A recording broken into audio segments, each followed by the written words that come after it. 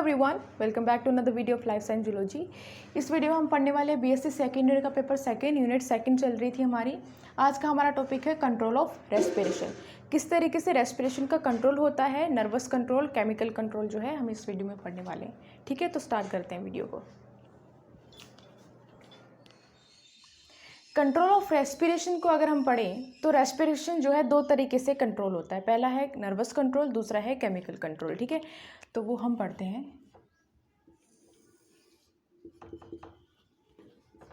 पहला है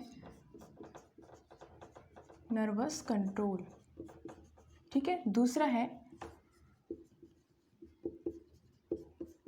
chemical control. ठीक है, नर्वस कंट्रोल और केमिकल कंट्रोल दो तरीके से हम पढ़ेंगे। अगर नर्वस कंट्रोल की हम बात करें तो नर्वस कंट्रोल में 3 रेस्पिरेटरी कंट्रोल सेंटर पाए जाते हैं। ठीक है, 3 रेस्पिरेटरी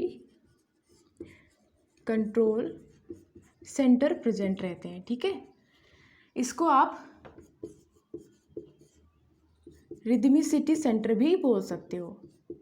रिदमिसिटी सेंटर भी आप इसको बोल सकते हो। ठीक है, क्या होता है नर्वस कंट्रोल में 3 रेस्पिरेटरी कंट्रोल सेंटर प्रेजेंट होते हैं जिसको आप रिदमिक सेंटर भी बोल सकते हो। कौन कौन से होते हैं ये सेंटर, वो हम पढ़ते हैं। पहला होता है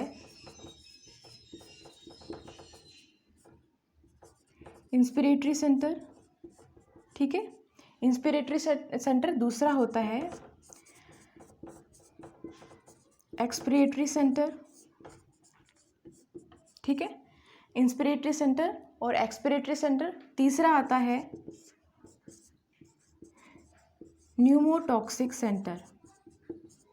ठीक है, न्यूमोटॉक्सिक सेंटर। ठीक है, कितने सेंटर प्रेजेंट है? 3। कौन कौन से? इंस्पिरेटरी सेंटर, दूसरा है एक्सपिरेटरी सेंटर, तीसरा है न्यूमोटॉक्सिक सेंटर। ठीक है, तो 3 तरह के सेंटर प्रेजेंट होते हैं अगर हम नर्वस कंट्रोल की बात करें। ठीक है, अब जो ये इंस्पिरेटरी सेंटर और एक्सपिरेटरी सेंटर है ये कहाँ प्रेजेंट होते हैं? ब्रेन के मेडुला रीजन में प्रेजेंट रहते हैं। ठीक है, कहाँ प्रेजेंट है? मेडुला रीजन में। और जो न्यूमोटॉक्सिक सेंटर है ये प्रेजेंट रहता है पोन्स रीजन में। ठीक है, कहाँ प्रेजेंट है? पोन्स में। और जो ये इंस्पिरेटरी सेंटर और एक्सपिरेटरी सेंटर की अगर हम बात करें तो कहाँ प्रेजेंट है? मेडुला रीजन में। ठीक है, नेक्स्ट है केमिकल कंट्रोल। ठीक है, तो केमिकल कंट्रोल करने के लिए जो स्ट्रक्चर रिस्पॉन्सिबल होता है उसको हम बोलते हैं कीमोसेंसिटिव बॉडीज। ठीक है, केमिकल कंट्रोल करने के लिए कौन रिस्पॉन्सिबल है? Chemosensitive bodies. ये जो हैं ये भी 2 तरीके की होती हैं। पहला है कैरोटिड बॉडी, ठीक है, दूसरा है ओर्टिक बॉडी।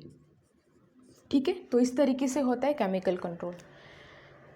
ठीक है, नर्वस कंट्रोल की बात करें हम तो इसमें 3 रेस्पिरेटरी कंट्रोल सेंटर प्रेजेंट होते हैं जिसको रिदमिसिटी सेंटर भी बोलते हैं। कौन कौन से हैं वो centre? Inspiratory centre, expiratory centre और तीसरा है न्यूमोटॉक्सिक सेंटर। ठीक है, जो इंस्पिरेटरी सेंटर और एक्सपिरेटरी सेंटर है मेडुला रीजन में प्रेजेंट है और न्यूमोटॉक्सिक सेंटर है वो कहाँ है? पोन्स रीजन में प्रेजेंट रहता है। केमिकल कंट्रोल के लिए 2 बॉडीज रिस्पॉन्सिबल होती है। पहला है कैरोटिड बॉडी, दूसरा है ओर्टिक बॉडी। ठीक है, तो ये जो है ओवरऑल व्यू होता है कंट्रोल ऑफ रेस्पिरेशन का। टेबल आप बना लीजिए। सबसे पहले हम पढ़ते हैं इंस्पिरेटरी एरिया। ठीक है, तो जो इंस्पिरेटरी एरिया होता है वो 2 स्टेट में होता है। पहला आता है एक्टिव स्टेट, दूसरा आता है इनएक्टिव स्टेट। ठीक है, तो जो एक्टिव स्टेट है इस दौरान क्या होता है? Diaphragm and intercostal muscles actively contract. हमने मैकेनिज्म ऑफ ब्रीदिंग में पढ़ा था कि जब डायफ्राम और इंटरकोस्टल मसल जो प्रेजेंट होती है लंग्स के अंदर वो कॉन्ट्रैक्ट कर जाते हैं जिससे क्या होता है? लंग्स का वॉल्यूम इंक्रीज हो जाता है। और कौन सा प्रोसेस होता है? इंस्पिरेशन। ठीक है, तो जब इंस्पिरेटरी एरिया एक्टिव होता है तब कौन सा प्रोसेस होता है? इंस्पिरेशन। ठीक है, हम जो ऑक्सीजन है वो अंदर लेते हैं। कितनी देर के लिए? 2 सेकेंड के लिए। ठीक है, तो ये प्रोसेस होता है जब इंस्पिरेटरी एरिया जो है एक्टिव होता है। दूसरा आता है इनएक्टिव स्टेट, जब ये इनएक्टिव स्टेट में होता है। ठीक है, उस वक्त क्या होता है? Diaphragm and external intercostal muscle relax. ठीक है, जब डायफ्राम और एक्सटर्नल इंटरकोस्टल मसल जो है रिलैक्स हो जाती हैं तो जो कौन सा प्रोसेस होता है? एक्सपिरेशन। ठीक है, followed by elastic recoil by chest wall and lungs. ठीक है, वापस से जो है नॉर्मल कंडीशन में हो जाता है और जो लंग्स होते हैं अपनी ओरिजिनल पोजीशन में या फिर रेस्ट पोजीशन पे आ जाते हैं। ठीक है, इस दौरान कौन सा प्रोसेस हुआ, एक्सपिरेशन। और जब इंस्पिरेटरी एरिया एक्टिव स्टेट में होता है तो कौन सा प्रोसेस हुआ, इंस्पिरेशन। कितनी देर के लिए एक्टिव है, 2 सेकंड के लिए। कितनी देर के लिए इनएक्टिव है, 3 सेकंड के लिए। तो इंस्पिरेशन में कितना टाइम लगता है, 2 सेकंड का, और एक्सपिरेशन में कितना टाइम टेकन होता है, 3 सेकंड का। ठीक है, तो ये डिफरेंस है। इसमें हमने पढ़ा इंस्पिरेटरी एरिया के बारे में। नेक्स्ट हम पढ़ते हैं एक्सपिरेटरी के बारे में। नेक्स्ट हम पढ़ते हैं एक्सपिरेटरी एरिया के बारे में। ठीक है, तो जो एक्सपिरेटरी एरिया होता है उसका एक्टिवेशन जो होता है वो डिपेंड करता है किस पे, इंस्पिरेटरी एरिया के ऊपर। अगर इंस्पिरेटरी एरिया जो है एक्टिव है तो जो एक्सपिरेटरी एरिया है वो भी एक्टिव हो जाता है। पहला पॉइंट है activation depend upon inspiratory area. ठीक है, नेक्स्ट पॉइंट है internal coastal muscle and abdominal muscles contract. अगर एक्सपिरेटरी एरिया जो है एक्टिव हो जाता है तो इंटरनल कोस्टल मसल जो होती हैं और जो एब्डोमिनल मसल होती हैं वो कॉन्ट्रैक्ट कर जाती है, जिसकी वजह से होता क्या है, फोर्सफुल एक्सेलेशन होता है।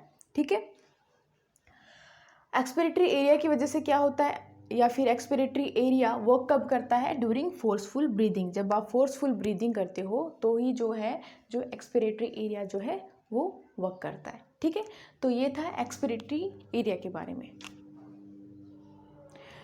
नर्वस कंट्रोल में थर्ड रेस्पिरेटरी सेंटर जो प्रेजेंट होता है वो है न्यूमोटॉक्सिक सेंटर। ठीक है, कहाँ प्रेजेंट होता है, ब्रेन के पोन्स रीजन में जो है वो न्यूमोटॉक्सिक सेंटर प्रेजेंट रहता है। इससे पहले हमने इंस्पिरेटरी सेंटर और एक्सपिरेटरी सेंटर पढ़े थे, वो कहाँ पे प्रेजेंट होते हैं, मेडुला रीजन में। ठीक है, अब हम पढ़ते हैं न्यूमोटॉक्सिक सेंटर के बारे में। ठीक है, during exercise it increases the breathing rate. जब आप एक्सरसाइज करते हो या हैवी वर्क करते हो या रनिंग करते हो उस दौरान क्या है, ब्रीदिंग रेट इंक्रीज हो जाती है। ठीक है, तो जो न्यूमोटॉक्सिक सेंटर है वो क्या काम करता है, जब एक्सरसाइज करते हो आप तो ब्रीदिंग रेट को इंक्रीज करने का काम किसका है, न्यूमोटॉक्सिक सेंटर का। ठीक है, नेक्स्ट है it coordinate the transition between inhalation and exhalation.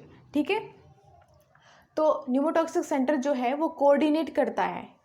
ठीक है, transition, coordinate the transition between inhalation और एक्सहेलेशन। आप इनहेलेशन जो करते हो, एक्सहेलेशन करते हो, उसमें जो ट्रांजिशन का कोऑर्डिनेशन के लिए रिस्पॉन्सिबल कौन है, न्यूमोटॉक्सिक सेंटर। ठीक है, तो ये फंक्शन होता है न्यूमोटॉक्सिक सेंटर का। ठीक है, नेक्स्ट हम पढ़ते हैं केमिकल कंट्रोल किस तरीके से होता है रेस्पिरेशन का। ठीक है, 2 स्ट्रक्चर हमने यहाँ पे डिस्कस किए थे। पहला था कैरोटिड बॉडी। ठीक है, कहाँ प्रेजेंट होती है, at the base of carotid sinus. ठीक है, aortic body at the base of aorta. ठीक है, ओर्टिक बॉडी की जो है पोजिशन कहाँ है या कहाँ प्रेजेंट होता है, at the base of aorta. ठीक है, नेक्स्ट हम पढ़ते हैं इनके फंक्शन क्या क्या होते हैं और किस तरीके से ये वर्क करती है। तो जब partial pressure of CO2 increase हो जाता है तो क्या होता है, स्टिमुलेशन ऑफ द बॉडी, यानी कि कैरोटिड बॉडी और ओर्टिक बॉडी स्टिमुलेट कर जाती हैं। ठीक है, जिसकी वजह से क्या होता है, एक्सपिरेटरी मसल गेट स्टिमुलेटेड, यानी कि एक्सपिरेटरी मसल हम पहले डिस्कस कर चुके हैं।